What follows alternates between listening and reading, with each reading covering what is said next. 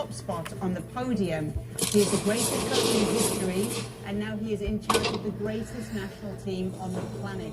Together, we will write glorious new chapters for Brazilian soccer. Let's welcome in our Madrid correspondent, Alex Kirkland. Now, Brazil have been very keen to get their man, Alex, and it's as soon as the season ends in La Liga, Carlo Ancelotti's getting straight to work, right? Yeah, the timing of this announcement is really interesting, Kate, because none of this is surprising in that we knew that Ancelotti was leaving Real Madrid. We knew he'd be taking over at Brazil, but we weren't expecting this news to come out today. That has been a surprise. Our information was that this was going to come later in the week.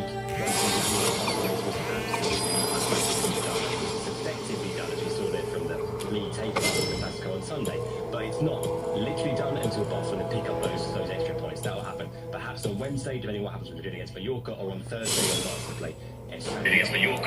So we thought our information was that this announcement would be coming after that. Instead, it came today, and it came from the Brazilian Football Confederation. Interestingly, it hasn't come from Real Madrid. Real Madrid have said nothing about this up to this point. And that is interesting. There's been this tension in this process right the way through between Brazil and Real Madrid in terms of when this would come. In a coach in charge of what's actually for a long time, for years, he almost went there in 2023. And the second argument now is to work on They are nothing before me. as soon as possible.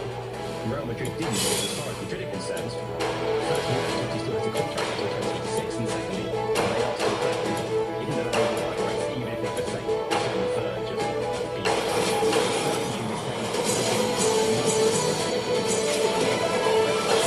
he'll be too happy that this announcement's been made by Brazil. I don't think it looks great from a Madrid point of view. In terms of why it's come out today, it's also interesting. We should know one other story that's come out today is that the president of the Brazilian Football Confederation, Eduardo Rodrigues, who we heard from there, is facing some investigations for various issues in terms of the way that he was appointed. Another step came in that process today in terms of inquiries being launched. I'll let you guys... Welcome to Wild Rift. Alright, here we go.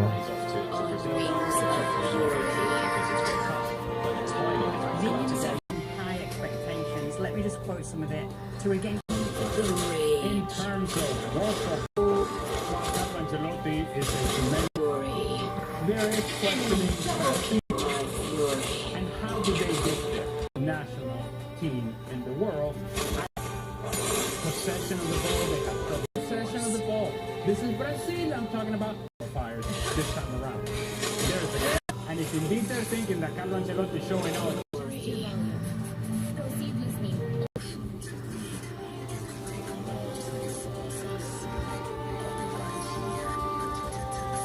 I smell fear.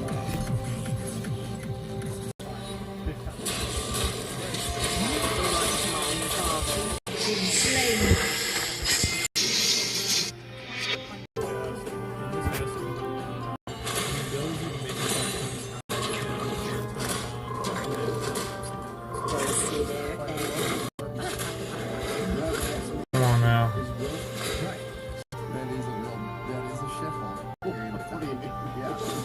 I smell fear.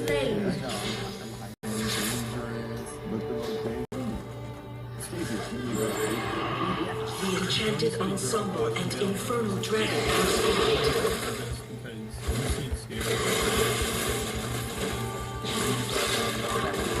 Come on. Your team has slain the Enchanted Ensemble. Kind of thought he was a goofball. He kept laughing at him. I mean, at one point, and Bill Gates is the funniest shit I've ever won. I'm sure he doesn't care as much. But Quiet before battle. a decade, and I get invited to the White House. A silly performance of a Tom. Face Balance slain. During this episode, because Bill kept roasting Tony and talking down to him, just like Tony doesn't dare going at him. But during this, and Billy. I mean, everybody knows Bill's obnoxious and stuck up, and he just wants to listen to himself talk, which is really annoying. But you know what you're gonna get. At one point, it seemed like Bill was expecting Tony to Quiet before battle. because obviously that's what Tony's doing.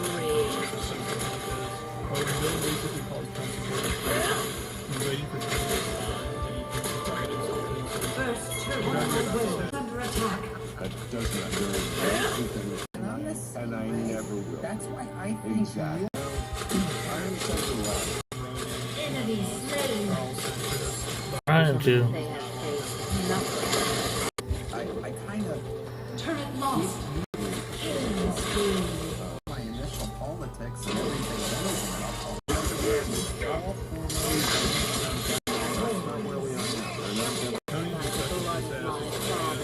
I will.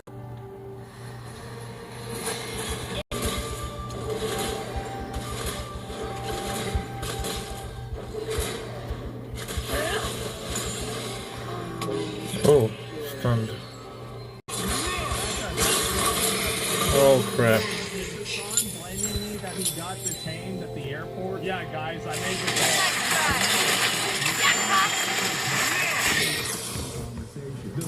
That's right. Yes, that's right. Saying that you support a designated terrorist organization got you extra questioning whenever you were re-entering the country. Oh, you want to see a Houthi musical? Sure. I know they're singing, but I'm singing Leaving the Houthis on Sarawak is doing what looping would The do. quiet before battle. Yeah, because I don't. What do you mean? Yeah, okay, there it is. You think I'm a terrorism supporter for that reason? Then yeah, I'm a fucking.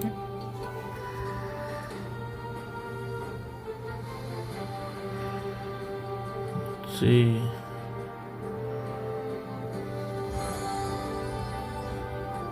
They have faced nothing like me.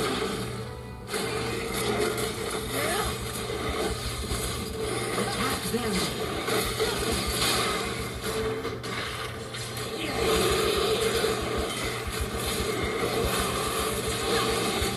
Will be a big help. Oh no, they're coming to try to steal it.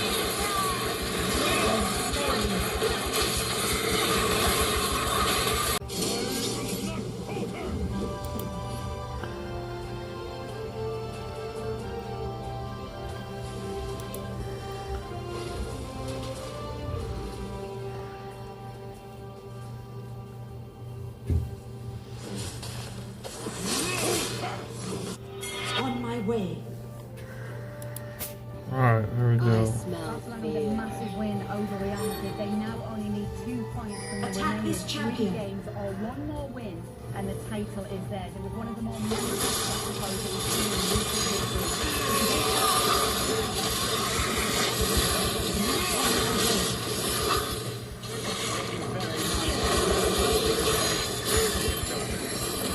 Where's my health? Come on. I'm trying to. Everybody's. Win over Real Madrid. Dang it. You take a look at the standings and say Barcelona have the initiative, 6 points, but 3 games to play, 8 points. Remember, it's head-to-head and not goal difference in La Liga. So Enemy points turret good enough in destroyed. those 3 matches. Yeah, and I think that when Quiet they do win the before title, battle. and you know, the best, most entertaining, most organised team with a plan. Enemy turret They've had a destroyed. plan this season, whether we sit in Bristol, Enemy Connecticut, turret destroyed. talk about high line, talk about an experience, talk about, you know, why it's Without the game at this remorse. point, and all that sort of stuff. They've had a plan, and this is the way they want to play, and it's just Enemy turret destroyed. Come on. Are you serious? and I thought that was You have been slain.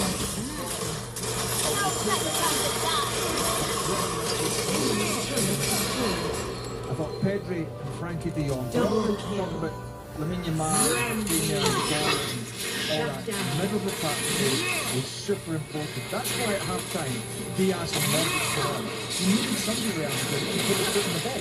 I'm really happy because after a 2-0 behind, it's not easy. And also about having the match in the legs from Tuesday, not easy, but the mentality is really unbelievable. They always never give up. They have the mentality about this, and so it's good to see this. I It makes smell sense to have given fear. his team that confidence, that belief in themselves that no Make matter that what was push. happening, you can could be 2-0 down, yet you still can come back. You still have the ability. Yeah. You've still got to stick your ground. Listen, they've got a wonderful forward. Defensively, they're not very good. And defensively, that has to change. If they will not win the Champions League playing like that, listen, we love watching it. It's amazing. The forward line. Of course, they're all here too, though. Where are we at? Okay. A little bit more the first minutes because in the last game we conceded a lot of goals, but at the end we know we're gonna come back. You know, so this is what amazes me is that I mean the quality you have, it's not a problem. yeah, we know how boring, you know, we know nothing there, but at the end I was really surprised when they had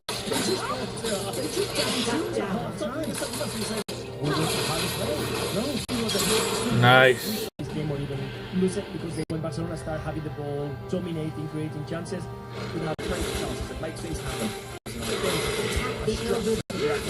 Look, when it comes to anything, just try and stop this offense. You just have no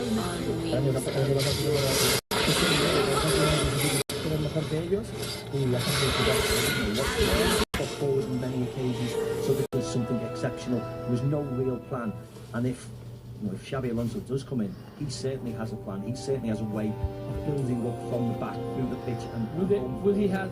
If he arrives, will he have the players to play that correct kind of system? Will he have the power? Will he have the power from up top to let him do exactly what he wants to do? That'll be the biggest question for me. I think we need to touch on Bellingham again. Did you think he was good today? I thought Real Madrid really struggled. All of them struggled. I don't think he was particularly bad or worse than other players. I just don't think he got into the game as much as he How did. many times have we seen, seriously, in all the chances they created, how many times can you remember Jude Bellingham near the ball? You can see that he's frustrated. And you can see by his run, by his movement, his body language, he's frustrated because he's looking around and saying, I'm running, I'm tackling, I'm fighting.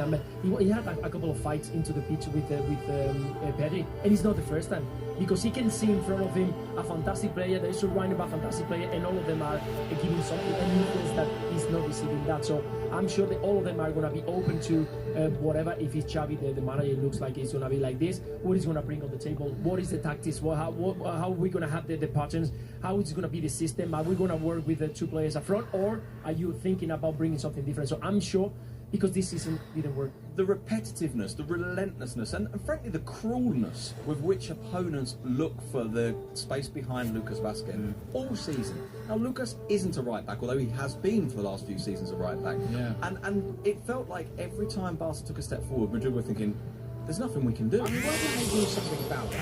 I mean, this is something wise after the event. I think we were all saying in January, they can't do that with half a season, the business end of the season to go. Demi Carvajal's out for the season. They've got to get someone in. What? Dragon you Lane. know better than me. So did they try to get Kyle Walker? I think there was talk of that, wasn't there? There was a suggestion that Kyle Walker might be available, but they of course, at this point, when they're contemplating the move for Trent Alexander-Arnold, when they're thinking, well, don't add another right back. And the other thing that's worth putting this into context, and the context is last season. Well, last season in the winter window, there was a sense that actually you could do with a couple of players just to kind of protect yourself, and they didn't do it, and they won everything. And you've got players like Joselu playing a key role in that. You had a season in which Lunin played the entire season until the final, very much. And so you have this situation in which I guess you think, well, we've got players, we don't want to do it, and Madrid are very, very reluctant. I know this is that a bit of complacency and arrogance on their part, like because everyone else was telling, oh, they always get it done. Well, I think what happens in part is that they get shaken out of their complacency by the fact that it doesn't work this year. But last year maybe there's a bit of that. It's also about structure and planning, which is that you don't want to spend money if you don't need to spend. And I know it looks like Real Madrid can spend money on whatever they want, but the reality is they can't. And the reality is they don't want to put money behind signings that they don't think are worthwhile. That brings us to the end of our marathon broadcast here at Montjuic. It has quite literally been a classic. Barcelona winning by 4-3. Sum up the season in one word for us. Spectacular. You guys said we were just asking about the performance from our boys in Barcelona, and that's what Hansi Flick had to say. Spectacular. Yes, here we go. More La Liga still to come. Midweek action as Barcelona can secure La Liga's title. It is against Espanyol, though, that they'll have to do so. Their city rivals, Real Madrid, will be in action the day before against Mallorca. Full slate of action coming up midweek in La Liga. And they managed to come back to salvage a point. They host Newcastle next week with 2 points between the two. This is how the table is shaping up as it stands. Frank Leboeuf was watching it for us as well. Initial reaction to what we saw today in this game, Frank? Well, for me, that game is exactly the picture of the season we have in the Premier League. Inconsistency. That's what I saw. Great first half from the Reds, then suddenly they left the pitch. And Arsenal, already on holidays for the first half, came back into football and showed their strength. But never we had a fight. Never I found something like a real game between the first and the second. For me was they're already attacking us over here. And you didn't see the real confrontation that I was expecting. So a nice game to watch, but not what I was really looking forward to watching. I'll tell you what we weren't expecting, because we asked you about this just the other day. The reception that we were going to see Trent Alexander-Arnold get, or will be today as the game ends. I'll be honest, I actually almost rewound my game because I couldn't believe what I was hearing. And I was absolutely disgusted. I did not think, I didn't think that was what Liverpool fans were like. I didn't think that's what Liverpool's history was about. Everybody who returns to Anfield or who has played for Liverpool should never, in my opinion, ever be praised. And I would love to say that it was the usual small minority, but unfortunately it wasn't. There was too many of them. It almost seemed 50-50. There was half of them clapping and half of them booing. So this guy's given every single thing to Liverpool on and off the field. And because he decides that he's going to try something else, that doesn't give you the right to do it. So, yeah, I'll leave it at that. I'm absolutely disgusted. And you know what? I'm talking about people who were on the bench. It was such a space on it. We had to check a few times ourselves, didn't we, Check, and look back over the football club and their fan base. I always say that there's absolutely no fans. This young lad will be a part of and he decides that through the academy, returning certainly of the last 3 decades. That for me, I don't think, I don't see how you excuse or you accept how you're a part of, quite frankly. And similarly,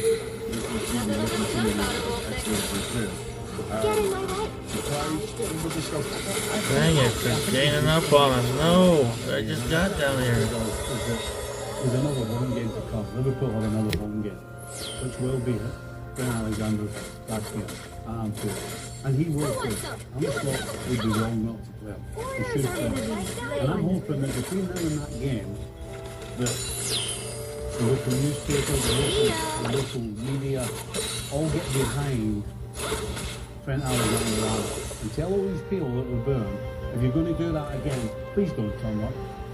Give somebody who's actually going to applaud and give Trent Alexander-Arnold the reception that he deserves for what he's done for this World Cup. So I'm hoping that's what happens.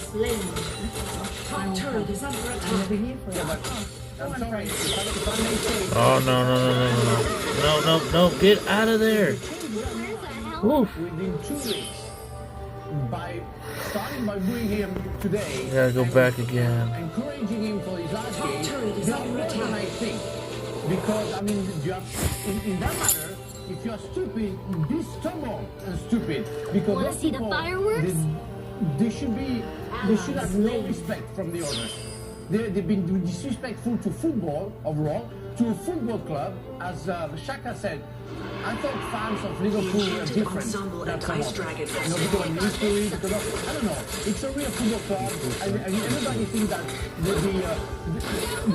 and that's very strange for me. That was disrespectful, disgusting, and those people shouldn't be on the stand of any football club.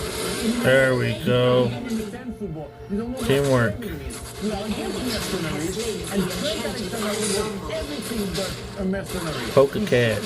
Loyalty to the club, and it's been good. The enchanted ensemble in the Baron League. awful, disrespectful, disgusting. Newcastle with a 2-0 win here. Frank, obviously you were keeping your eye on this one. Newcastle right into the reputation. Chelsea getting a man sent off their disciplinary record. Not looking good this season.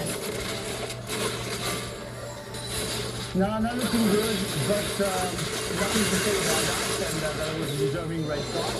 But I think if it works last week with Caicedo on the right side, I think the tactic today from Maresca wasn't a good one. And he showed and proved in the second half that he could join Fernandez and Lavia in the middle of the park. And Chelsea is on 10 games. No. They're gonna get me. They got me. You can say that the first half, when they didn't play, even after changed something that we didn't see Newcastle anymore. In the second half, proved that Chelsea could have done Liverpool at home, but didn't work.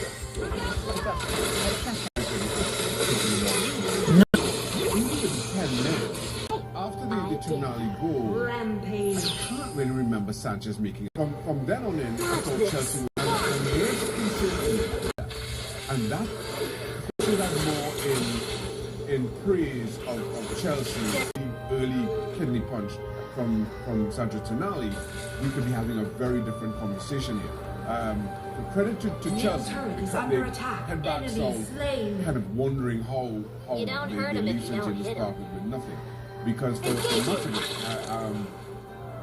I think they were better. At the absolute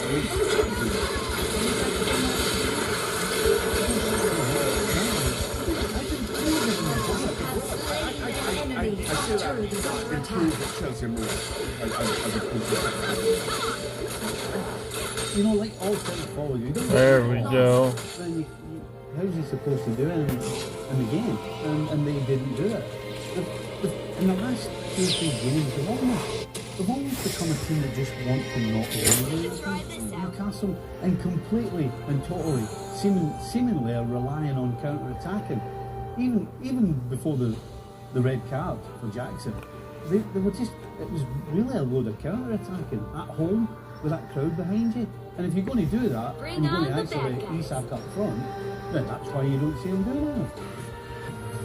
What did you make of all of this, Stevie? Because the initial thought was obviously there was that miscommunication and the mix-up at the end, but then it felt as though frustrations were boiling over because of the battle between the European football here and because of conceding late on from Forest to a relegated team. Get in my way. Well, I think miscommunication is all was. There's no question that the figure is a funny. I'm not sure what's part of the plan yet. That's good. Played. You don't hurt him if you don't hit him. The owner coming on the field. Yeah. You know behind the scenes, technically trainer, then you know what? Up to possible Champions League candidates and start questioning them. It's every manager. You don't. Here comes the food. Oh, I pushed the wrong button. Of any kind of. Hey, that guy's just going through their whole. You're already on a slippery slope.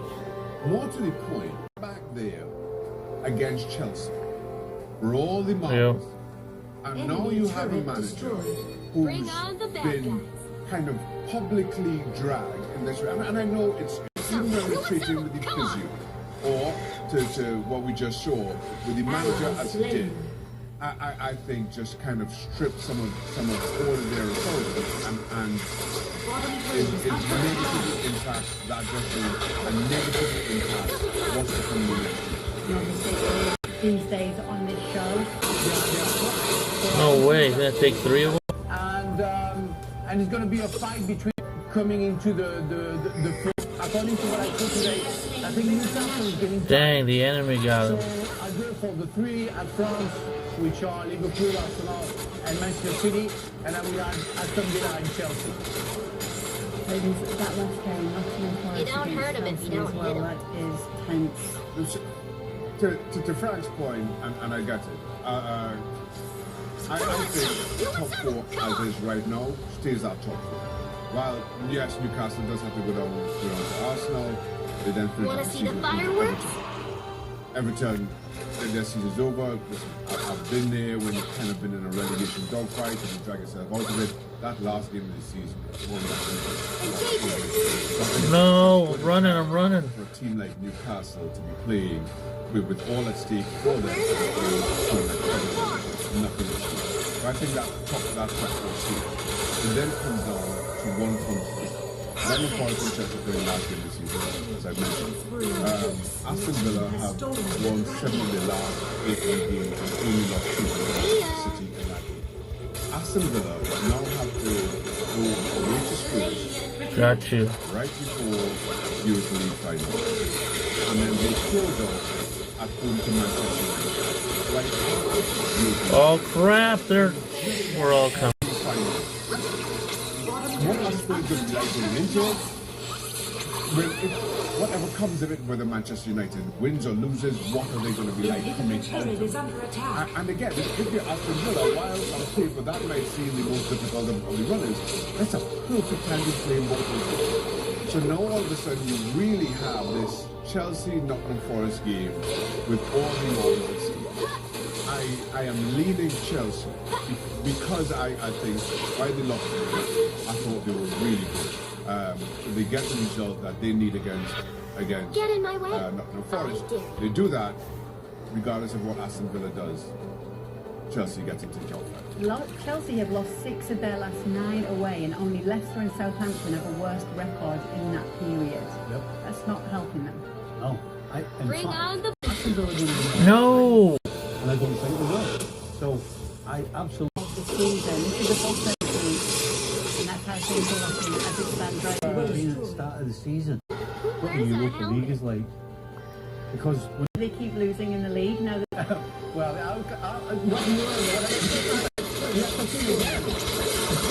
There we go. Anticipation, no feeling whatsoever from same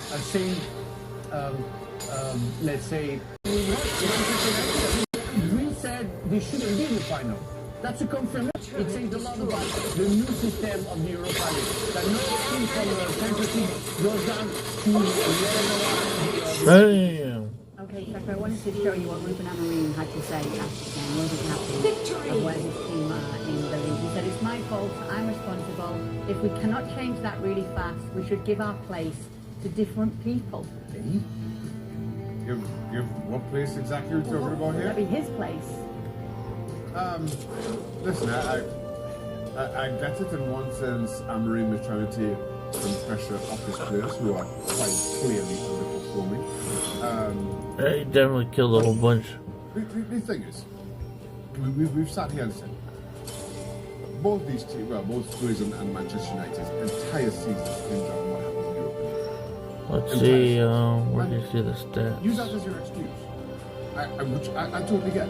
I just feel that between these two teams and between these two managers, there we go. The messaging certainly, at the very least, is confusing. He got 16 kills, died 5, he got 7, died 8. In the build-up to, again, one game that makes your entire season. I guess on the one hand, it's good that two teams are struggling as badly as they are, but any kind of consistency in their Oops, I did it again. as they have. So there's very little tell to take in between them. So there's no real trouble in terms of motivating or convincing. Nice little short stream. Y'all have a great night. But anything about these two,